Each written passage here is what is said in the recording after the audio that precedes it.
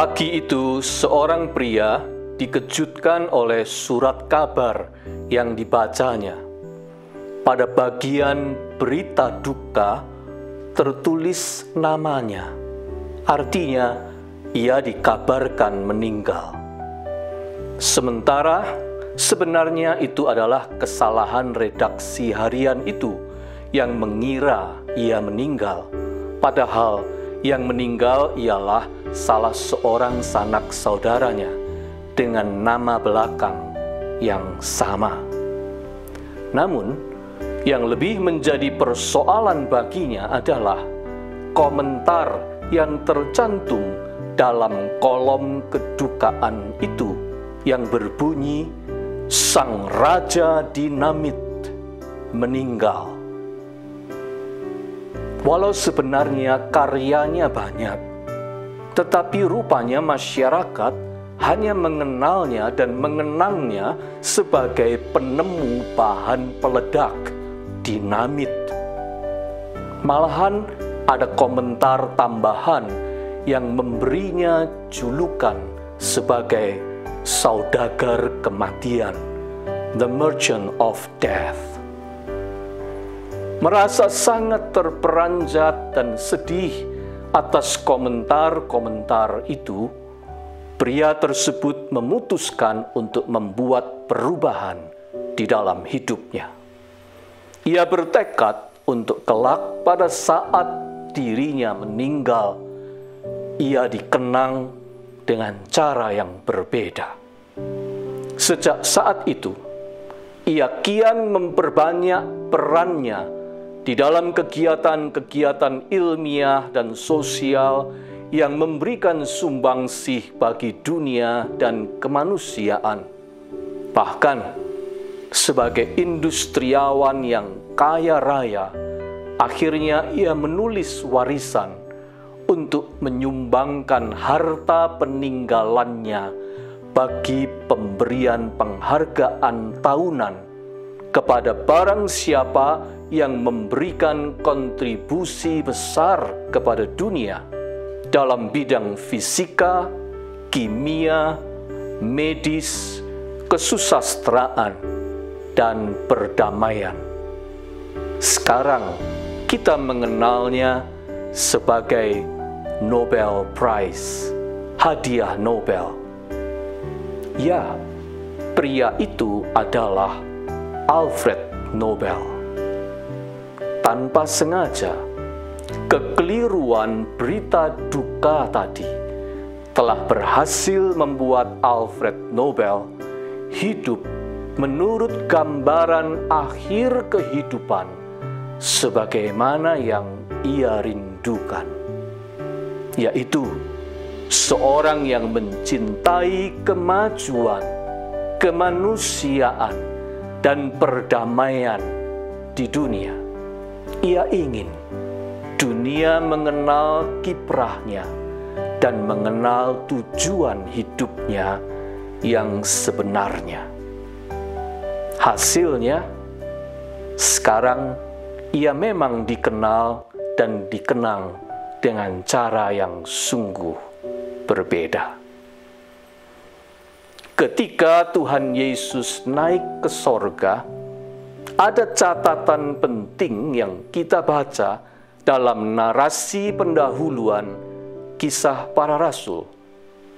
Malaikat berpesan kepada murid-murid Yesus, yaitu berupa gambaran kepada mereka tentang akhir dari segala cerita di dunia, yaitu kedatangan Yesus kembali dengan cara yang sama seperti dia naik ke sorga.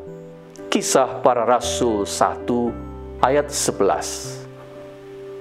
Jika dia naik sebagai Tuhan dan Raja yang mengutus kita menjadi saksi-saksinya, dia pun akan datang kembali sebagai pengutus dengan otoritas yang sama untuk menjemput kita sekaligus menerima pertanggungjawaban kita. Itu berarti kehidupan murid-murid Yesus sekarang ditentukan oleh visi atau gambaran tentang bagaimana akhir ceritanya kelak. Karena tahu Yesus akan datang kembali dalam kemuliaan, maka murid-murid harus mulai hidup sesuai dengan gambaran akhir itu. Prinsip yang sama berlaku bagi kita, murid-murid Yesus sekarang, bahkan di sepanjang masa. Artinya, sejak sekarang kita terpanggil untuk hidup sesuai dengan gambaran tentang bagaimana akhir ceritanya nanti. Meminjam istilah Stephen Covey, begin with the end in mind. Jika di akhir kehidupan nanti kita adalah anak-anak Allah yang dimuliakan, hidupilah kehidupan yang luhur mulia sejak sekarang. Jika di akhir kehidupan nanti kita menerima mahkota kehidupan, hiduplah sebagai orang-orang yang pantas menerima mahkota itu.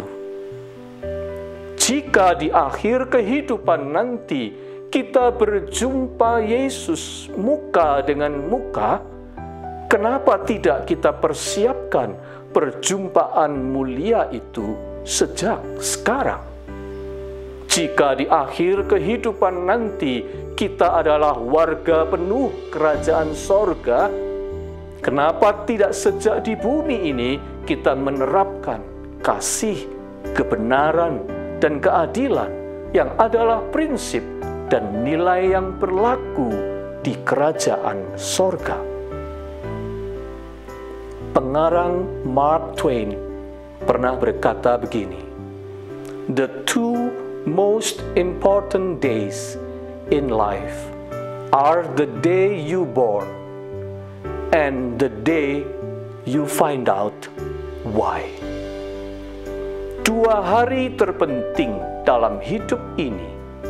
Pertama adalah hari kita dilahirkan ke dunia, dan yang kedua, hari kita menemukan alasan kenapa kita dilahirkan ke dunia. Hari pada saat ia membaca berita duka yang salah itu adalah hari terpenting kedua bagi Alfred Nobel. Hari di saat dirinya menemukan alasan dan tujuan hidupnya di dunia. Bagaimana dengan Anda dan saya? Sudahkah hari terpenting yang kedua itu kita temukan? Saya yakin ada banyak hari di mana Tuhan membuka peluang agar kita dapat menemukan alasan mengapa kita ada di dunia ini. Bisa hari saat kita mengenal Yesus sebagai Tuhan dan Juru Selamat. Bisa hari saat kita dibaptiskan atau menerima CD atau konfirmasi. Bisa hari saat anak kita dilahirkan. Bisa hari saat kita diselamatkan dari sebuah accident. Bisa hari saat kita mendapatkan pencerahan dari sebuah buku. Bisa hari saat kita mendengar pujian, dorongan, kritikan, atau keluhan dari seorang sahabat. Bisa hari saat firman Tuhan sangat berbicara di hati kita, dan masih banyak lagi. Yang terutama, berusahalah untuk menentukan akhir seperti apa yang tergambar di pikiran kita tentang hidup yang hanya satu kali ini. buatlah simulasi tentang akhir atau ending perjalanan Anda di dunia. Lalu, hiduplah sesuai dengan visi itu. Pasti hasilnya akan menjadi titik balik, turning point yang signifikan. Alfred Nobel telah membuktikannya. Bukankah kisah kenaikan Yesus ke sorga telah menegaskan akhir cerita kehidupan di dunia ini ada pada kedatangannya kembali.